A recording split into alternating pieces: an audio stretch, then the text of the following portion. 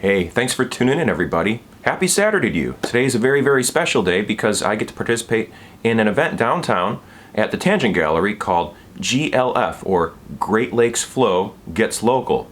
And this is going to be a great event where I get to teach two workshops. One on the contact juggling, right there, and another one on the devil sticks, shown right there. Now, both of these particular flow props I've been using at a very young age. At 14, I picked up the devil sticks and really started getting proficient with them. And by the time I was 16, I was working with contact juggling, already about a year, but I really started getting good by the time I was 16. And now I get to teach workshops on it at the ripe age of 38. So the GLF event, or Great Lakes Flow event, that's happening at the Tangent Gallery later on today, is an event where a number of different flow artists come together and teach workshops. So I'll be teaching my two workshops, I'll bring my sticks and spheres to sell with me, and I will also be doing a performance with the other instructors at the end of the day. So right now, I'm running a little bit late, so we're gonna have to do some teleportation to get to the event. Here we are. Well, that seems like it didn't work, but I actually did go to the gig and just get back to the house, and I failed to actually get adequate footage what I wanted to accomplish tonight. I had a plan for how this video was gonna go, and sometimes life doesn't go according to plan.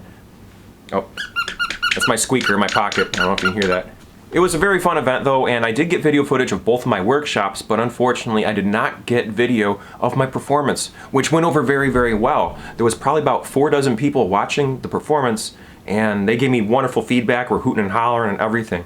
And I got just a little bit of minor burns on my hand and on my arm as well. I did a fireball finale for my show tonight.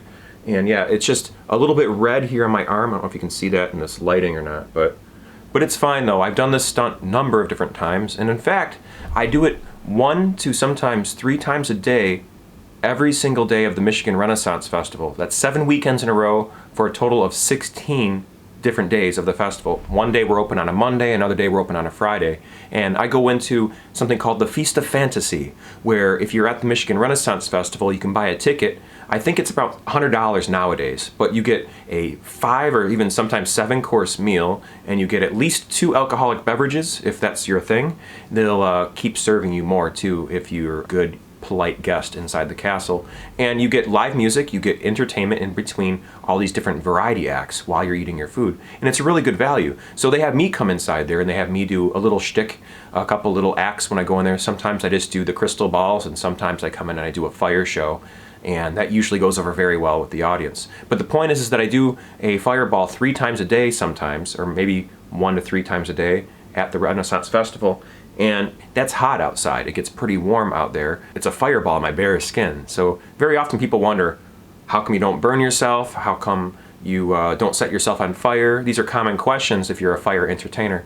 And the answer to that is that the human body is made of about 70 to 80% water. So it's really hard to set yourself on fire. Your clothes can catch on fire and you can get burned, but it's really hard to actually set yourself on fire. And the other thing is yes, I do get burned. I get burned just a little bit every single time I do the act, and it's all about how you react to the burn. So after doing this a number of different times, I've acquired certain techniques that keep me safe from getting burned later on down the line. One of them is to run your arms underneath cold water when you're done, or room temperature water. So right after you're done with the fireball, you want to give yourself some time to cool off a little bit naturally and then run underneath some cold water. I like to avoid putting ice on it immediately because I've noticed historically that makes me burn worse, because burns result from a drastic temperature change. So if you bring your temperature up like this much and then you bring it down this much, that difference is just as bad, if not worse, than that slight temperature change going up. I hope that makes sense. At least this is what it works out for me like, and my personal experience with doing that. There's my squeaker again. So I'd like to say that no one should ever fire contact juggle. It's just a bad idea. I do it, and I'm being hypocritical right now. Do not play with fire unless you have a mentor that can walk you through the steps and you have a designated fire safety when you're doing your act. So I will be getting video footage from the show. That's the good news. Thank you very much, everybody. We'll have that video footage, and I should have it within the next couple days, so I'll be glad to post that at a later date, and I'll give a review of Great Lakes Flow. And when that video footage comes in, I'll be able to put together a nice package for everyone out there, for all you viewers out there that like to watch what I have to say here on my channel. Thanks for watching again. It started off slow when I got there around 1:30.